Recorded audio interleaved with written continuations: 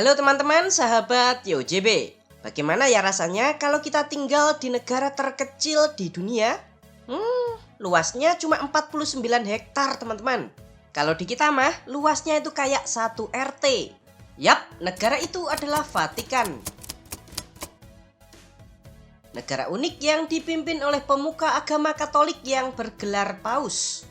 Di masa lampau, Paus memiliki otoritas yang sangat besar teman-teman. Paus di zaman dahulu bahkan bisa menurunkan atau menaikkan seorang raja. Nah, karena terlibat dalam kekuasaan politik, Paus kala itu tidak lagi tegak imannya. Banyak paus yang memiliki moral yang buruk. Nanti ya kita bahas paus-paus terburuk dalam sejarah Vatikan. Selain itu masih ada 10 fakta menarik lainnya dari Vatikan. Kalian penasaran? Yuk ikuti Paimin yuk menjelajahi negara Vatikan. Mari kita berangkat. Kembali lagi di channel TioJB, channel yang mungkin bisa menambah wawasan dan informasi yang mungkin belum kalian ketahui. Pada abad pertama Masehi, wilayah yang kini menjadi Vatikan masih berupa area pemakaman di luar tembok kota Roma. Menurut tradisi gereja, Rasul Petrus atau murid utama Yesus dihukum mati sekitar tahun 64 Masehi pada masa pemerintahan Kaisar Nero dan beliau dimakamkan di Bukit Vatikan. Nah, makam inilah yang kemudian menjadi pusat spiritual terpenting bagi umat Katolik. Perubahan besar terjadi pada abad keempat ketika saat itu Kaisar Konstantinus Agung melegalkan agama Kristen melalui sebuah dekret kaisar yang bernama Edict Milano, tepatnya pada tahun 313. Kemudian di atas makam Petrus dibangun sebuah bangunan gereja yang bernama Basilika Santo Petrus. Nah, sejak saat itulah Uskup Roma yang nantinya disebut Paus mulai memperoleh posisi religius dan politik. Setelah runtuhnya Kekaisaran Romawi Barat pada abad kelima, Paus menjadi figur stabil di tengah-tengah kekacauan kerajaan-kerajaan di Eropa. Lama-kelamaan nih, gereja itu nggak hanya berperan sebagai pemimpin rohani, namun juga menjadi penguasa di sebuah wilayah. Pada abad ke-8, lahirlah yang namanya negara gereja. Wilayahnya itu luas yang terletak di Italia Tengah, dan wilayah ini diperintah langsung oleh Paus. Ini nih, cikal bakal kekuasaan teritorial dari Vatikan. Memasuki abad pertengahan, Vatikan menjadi pusat kekuatan politik di Eropa. Paus dapat mengangkat dan menjatuhkan raja, mengeluarkan hukuman, serta memimpin perang salib. Namun pada periode ini juga diwarnai oleh konflik internal, korupsi, dan skandal. Salah satu fase terburuk adalah adanya Sikisma Barat yang terjadi antara tahun 1378 sampai 1417, yaitu terjadinya perpecahan di tubuh kekristenan. Saat itu terjadi dualisme kepemimpinan Paus yang sama-sama mereka ini mengklaim legitimasi kekuasaan. Jadi saat itu ada lebih dari 2 Paus teman-teman. Pada abad ke-15 dan ke-16, Vatikan memasuki era Renaissance. Paus-paus seperti Julius II menjadi pelindung seni dan arsitektur. Basilika Santo Petrus kemudian dibangun ulang dengan sangat megah. Kapel Sistina juga dihiasi oleh lukisan dari seniman Michelangelo. Dan Vatikan saat itu menjelma menjadi pusat seni terbesar di dunia barat. Namun kemewahan ini memicu kritik yang keras teman-teman. Pada tahun 1517, Martin Luther memulai yang namanya Reformasi Protestan. Yang nantinya Kristen Protestan itu lahir memisahkan diri dari Kristen Katolik.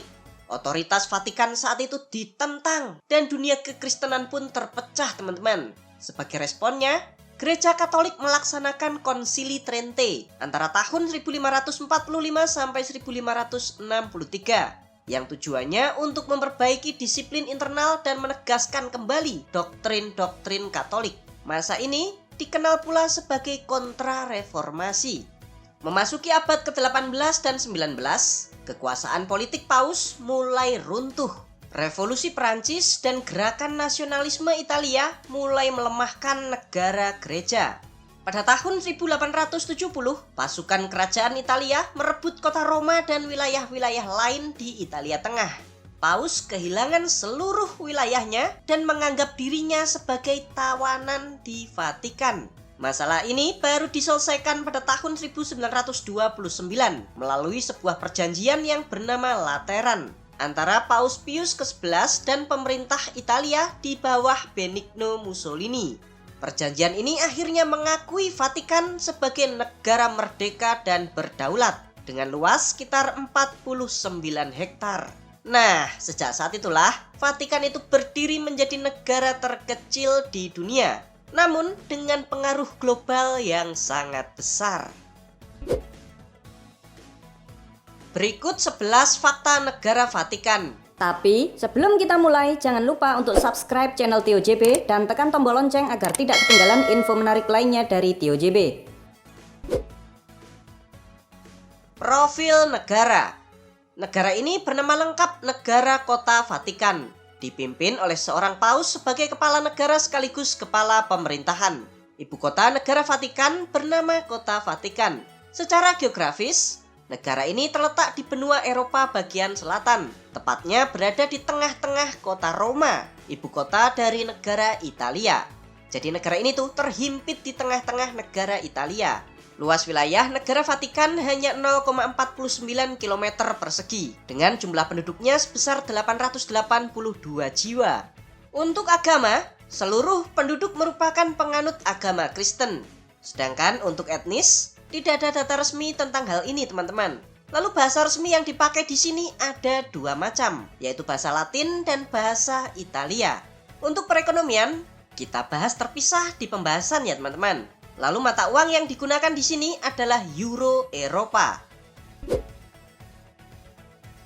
Kehidupan di Vatikan. Tahukah kalian jika negara Vatikan hanya dihuni nggak sampai 1.000 orang? Lebih tepatnya hanya 882 orang. Terdiri dari 1 orang paus, 10 kardinal, 104 pengawal, serta 767 staf dan pegawai. Negara ini cukup unik, teman-teman. Karena penduduk di Vatikan bukanlah penduduk permanen. Mereka baru diberikan paspor ketika seseorang bekerja di Vatikan. Nah, ketika sudah pensiun atau selesai bekerja, paspornya akan dicabut dan orang itu bakalan pulang ke negaranya masing-masing. Jadi warga negara Vatikan hanya diberikan ketika mereka itu bekerja di sini. Kalau seumpama nggak ada kewarganegaraan lain selain Vatikan, terus udah pensiun, gimana tuh Min? Nggak punya warga negara dong. Nah, jika kejadiannya seperti itu, maka bakal otomatis menjadi warga negara Italia. Negara Vatikan adalah satu-satunya negara di dunia ini yang tidak mungkin ada pengangguran. Ada hal unik lagi nih, teman-teman. Jika kalian menjadi warga negara Vatikan, kalian dilarang untuk bercerai. Tahta Suci. Negara Vatikan berada di bawah kontrol sebuah entitas yang bernama Tahta Suci. Nah, Tahta Suci ini dipimpin oleh seorang paus yang menjabat sampai akhir hayatnya atau mengundurkan diri secara sukarela. Negara Vatikan dan Tahta Suci merupakan dua hal yang berbeda ya, teman-teman.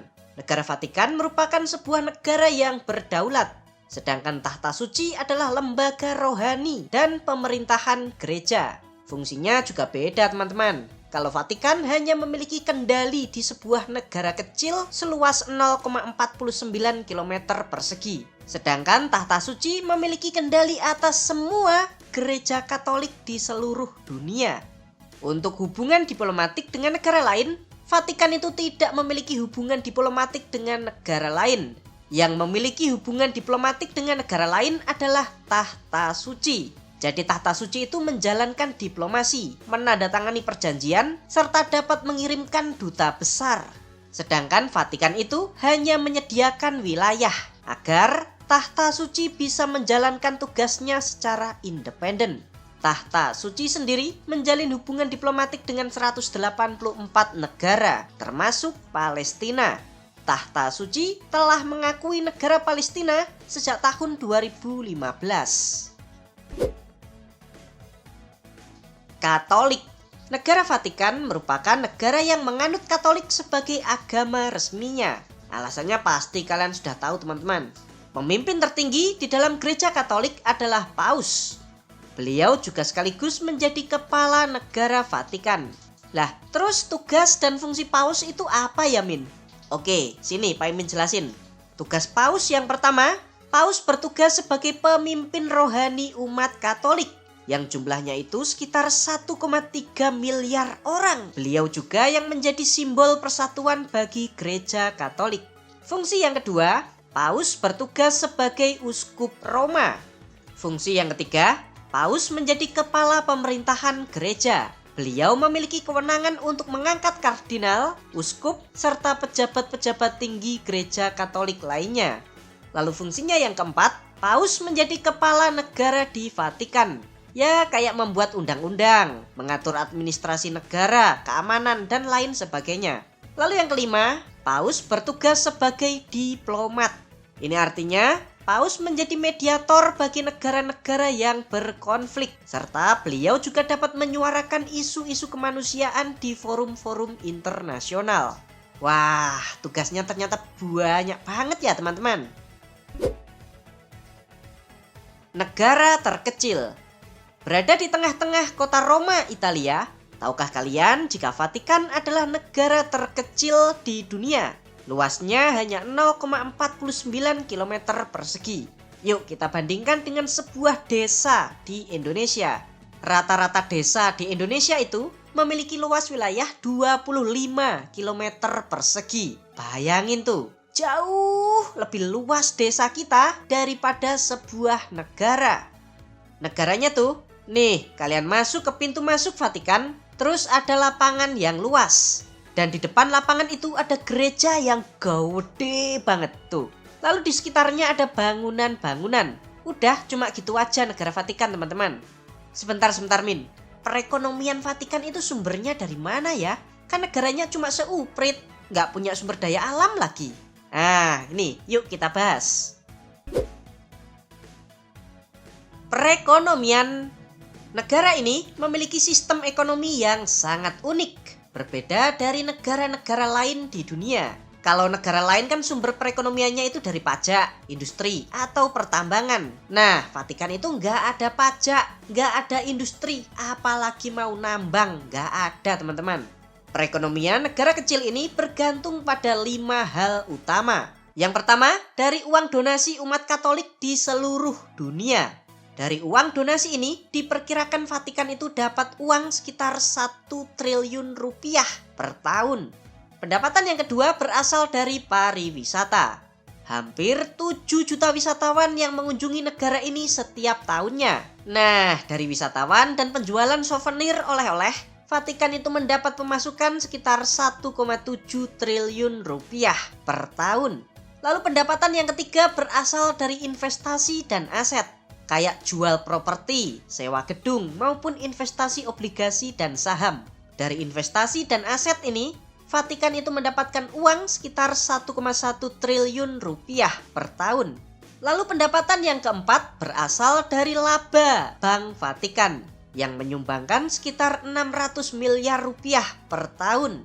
Pendapatan kelima berasal dari uang kompensasi Italia. Jadi setiap tahunnya tuh, Italia itu memberikan uang kompensasi kepada Vatikan sesuai dengan perjanjian Lateran. Angkanya sekitar 5,1 triliun rupiah per tahun. Tentara. Sebagai sebuah negara, tentu saja Vatikan memiliki pasukan bersenjata teman-teman. Namun jumlahnya itu sangat-sangat terbatas. Tapi kalian jangan membayangkan tentara Vatikan itu kayak tentara-tentara lain di dunia yang pakai bajunya itu loreng-loreng. Vatikan memiliki pasukan yang bernama Garda Swiss. Jumlah personelnya sekitar 135 orang saja. Nah, tugas dan fungsi Garda Swiss ini adalah untuk mengawal dan melindungi Paus serta menjaga Vatikan. Tuh, seragam pasukan Garda Swiss ini sangat unik sekali teman-teman. Memakai baju zirah besi sambil membawa tombak. Tapi kalian jangan salah teman-teman. Meskipun gayanya itu jadul, namun para pasukan ini juga terlatih menggunakan senjata api. Untuk gajinya cukup besar teman-teman. Kalau dirupiahkan sekitar 22 juta rupiah per bulan. Bebas pajak plus gratis makan dan tempat tinggal. Selain tentara, Vatikan juga memiliki polisi yang bernama Gendarmeri. Tugasnya yaitu untuk menjaga keamanan di wilayah hukum Vatikan. Jumlah polisi di Vatikan juga sangatlah sedikit, yaitu sekitar 130 orang. Hal ini juga menempatkan Vatikan sebagai negara dengan jumlah tentara dan polisi terkecil di dunia. Jalan kaki.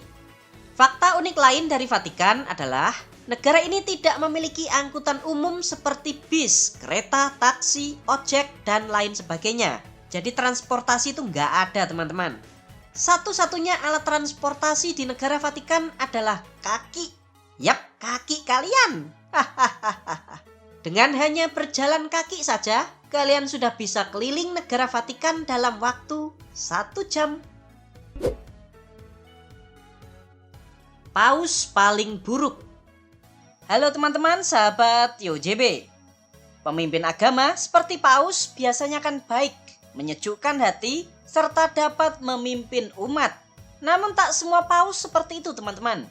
Ada beberapa yang menurut sejarah kelakuannya itu sangat-sangat memalukan. Yuk kita bahas ya teman-teman.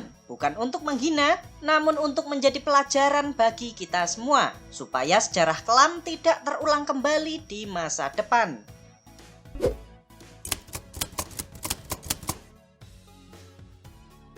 Yohanes ke-12 naik tahta kepausan pada tahun 955 saat usianya diperkirakan baru sekitar 18 tahun.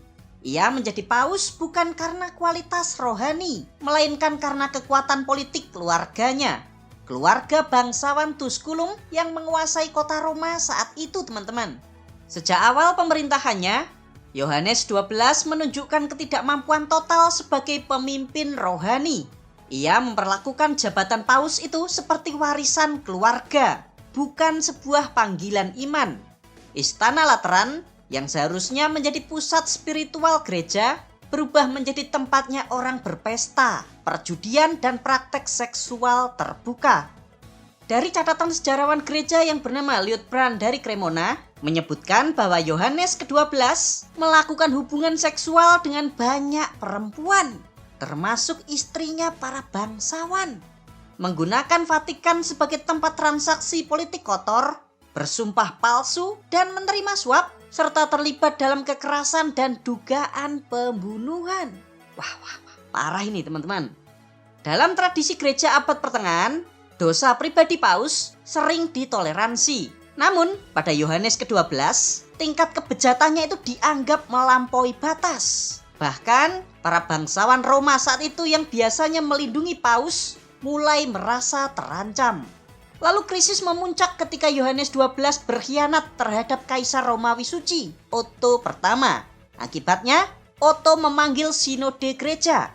Dan untuk pertama kalinya dalam sejarah, seorang paus diadili secara resmi. Ini sangat memalukan, teman-teman. Sinode mengatakan Yohanes ke-12 itu tidak bermoral, tidak layak dan mencemarkan jabatan kepausan. Ia lalu dicopot dari tahtanya. Meskipun sempat merebut kembali kekuasaan, Yohanes ke-12 akhirnya wafat secara misterius. Beberapa sumber menyebut ia meninggal akibat stroke saat berzina.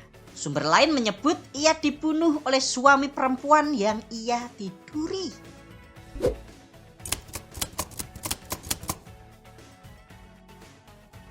Benediktus IX adalah simbol kehancuran moral dan politik gereja di abad ke-11. Ia menjadi paus untuk pertama kalinya sekitar tahun 1032.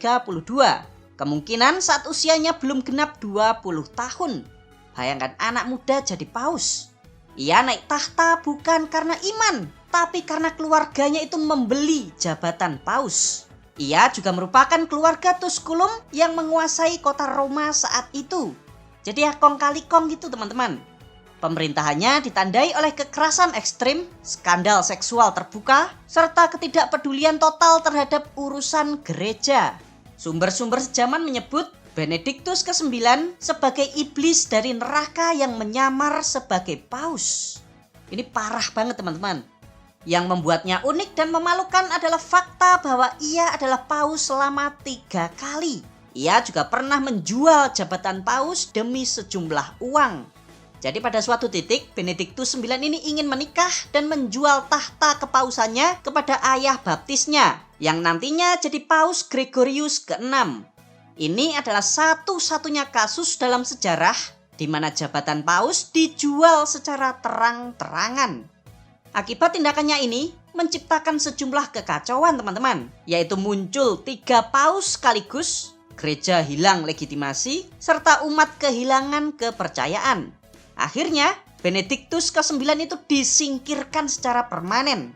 Kisahnya juga menjadi alasan utama lahirnya reformasi besar gereja, termasuk larangan simoni, yaitu jual beli jabatan gereja.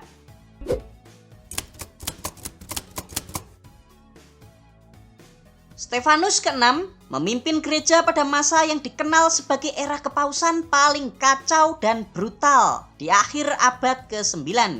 Orang ini dikenal bukan karena ajaran iman, tetapi karena suatu peristiwa yang sangat mengerikan, Sinode Mayat. Stefanus ke-6 memerintahkan agar jenazah Paus Formosus, paus sebelumnya yang telah wafat selama berbulan-bulan yang lalu, digali dari kubur. Mayat itu lalu dipakaikan jubah paus, didudukkan di kursi pengadilan, lalu diinterogasi secara simbolis. Seseorang ditunjuk untuk menjawab atas nama mayat.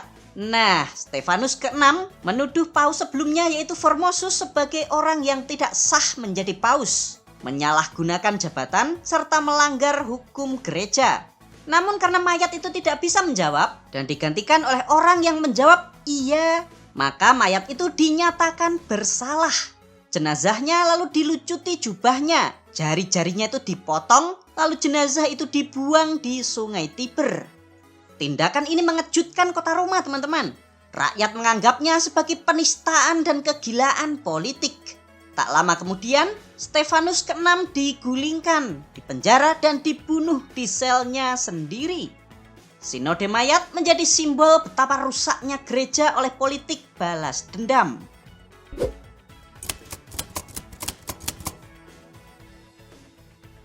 Alexander ke-6 berasal dari keluarga Borgia, salah satu keluarga paling berbahaya dan berpengaruh di Italia Renaissance.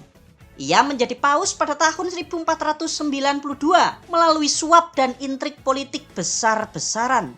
Berbeda dengan paus sebelumnya yang brutal, Alexander ke-6 adalah orang yang licik, cerdas, dan sangat manipulatif.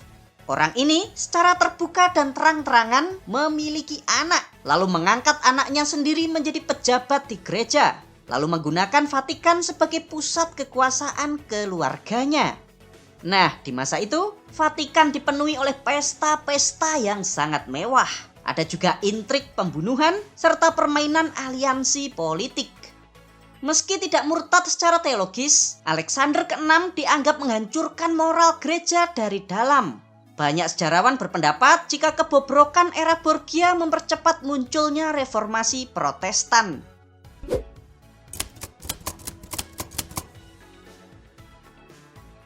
Urbanus ke-6 bukan paus bejat secara seksual, tetapi menjadi paling destruktif secara institusional. Orang ini dikenal sangat temperamen, kasar, serta tidak stabil secara emosional. Kebobrokan Urbanus ke-6 adalah menghina kardinal di depan umum, menyiksa lawan politik, serta menolak nasihat-nasihat. Akibat dari perilakunya yang sangat temperamen ini, para kardinal sampai memilih paus tandingan. Jadi saat itu ada 2 paus, teman-teman. Gereja juga terpecah menjadi 2 kubu. Peristiwa ini dikenal sebagai Sikisma Barat, perpecahan gereja yang berlangsung hampir 40 tahun. Akibat dari ulah Urbanus ke-6 inilah, umat itu bingung. Siapa ini yang jadi pemimpin yang sah? Kok ada 2 paus? Otoritas gereja juga runtuh di mata dunia. Sikisma ini adalah krisis legitimasi terbesar dalam sejarah gereja Katolik. Bagaimana nih kalau menurut pendapat kalian? Sejarah Vatikan bukan hanya tentang kesucian, tapi juga tentang manusia dengan segala kelemahannya. Paus-paus terburuk ini menjadi peringatan bagi kita bahwa jabatan suci pun bisa rusak jika kekuasaan tidak diawasi.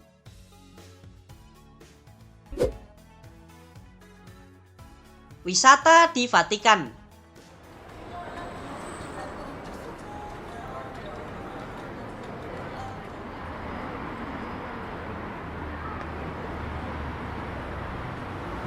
Halo teman-teman, kali ini Pak Imin berada di kota Roma, Italia.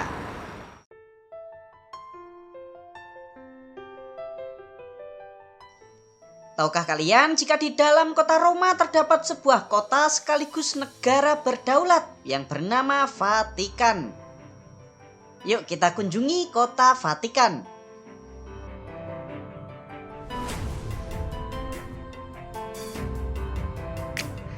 Ini dia Vatikan. Kita sekarang sampai di lapangan Santo Petrus. Oh iya teman-teman, jika kalian mau mengunjungi Vatikan, kalian nggak perlu bikin visa Vatikan, jadi langsung masuk saja. Kota sekaligus negara ini diperintah oleh seorang paus, pemimpin tertinggi dalam agama Kristen Katolik. Tuh, di depan ada sebuah tugu yang bernama Obelix Vatikan, terbuat dari batu granit merah. Tugu setinggi hampir 40 meter ini didatangkan langsung dari Mesir pada tahun 40 Masehi.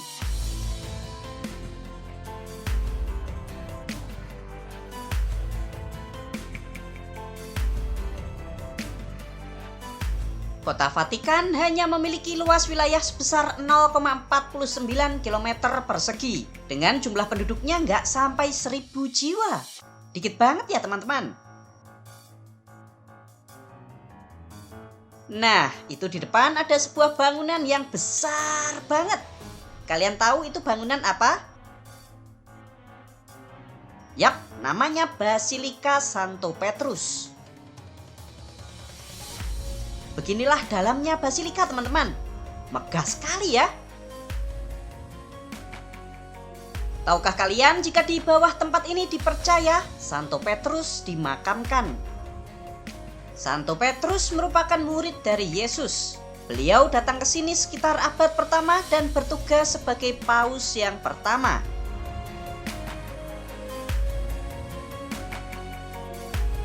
Santo Petrus meninggal dunia akibat disalib terbalik oleh Kaisar Romawi yang bernama Nero pada tahun 64 Masehi.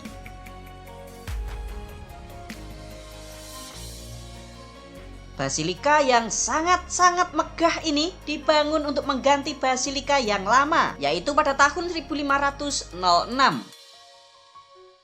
Berdasarkan ukuran interior, basilika ini merupakan gereja terbesar di dunia, serta dapat menampung jamaat sebesar 80.000 orang.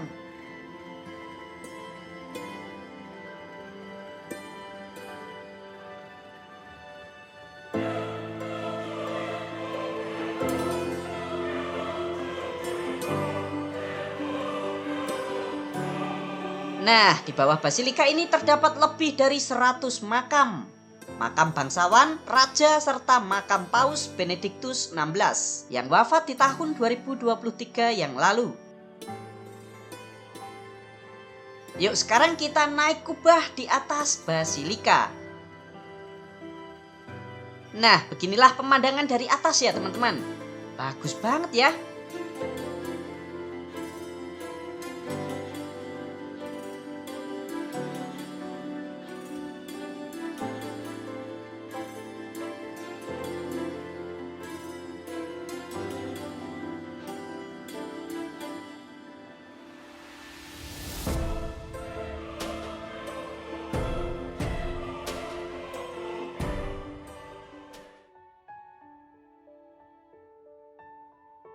Berikutnya kita akan menuju Museum Vatikan. Harga tiket masuknya sekitar Rp350.000.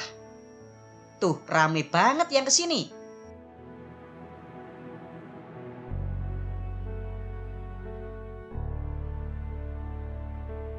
Beginilah penampakan di dalam Museum Vatikan.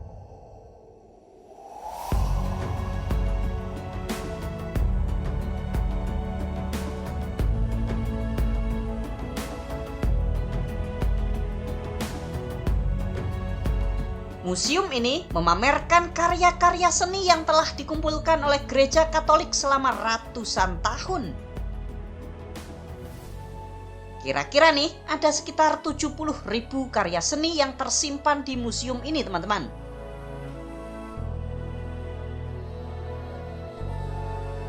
Tuh, ada sarkofagus untuk tempatnya mumi.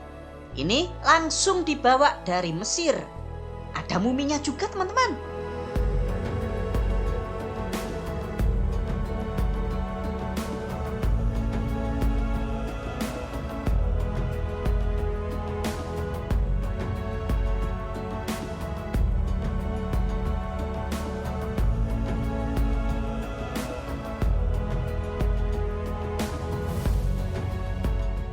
Nah, yang ini namanya galeri peta. Digambar oleh biarawan dan ahli geografi yang bernama Ignacio Danti pada tahun 1580.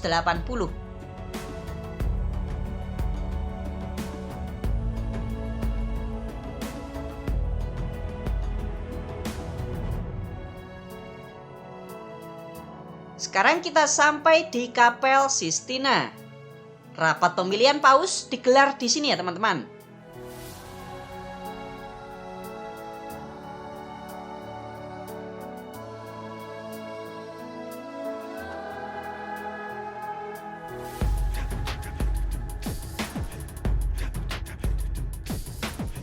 Gimana nih? Apakah kalian tertarik untuk mengunjungi negara kota Vatikan?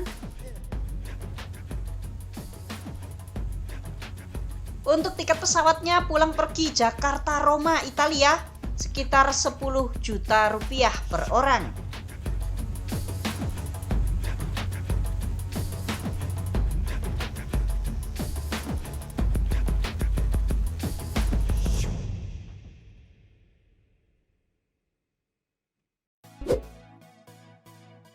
Hal unik di Vatikan. Tahukah kalian jika Vatikan bukan termasuk negara anggota Komite Olimpiade Internasional? Ini artinya Vatikan nggak pernah ikut kejuaraan olahraga di event Olimpiade.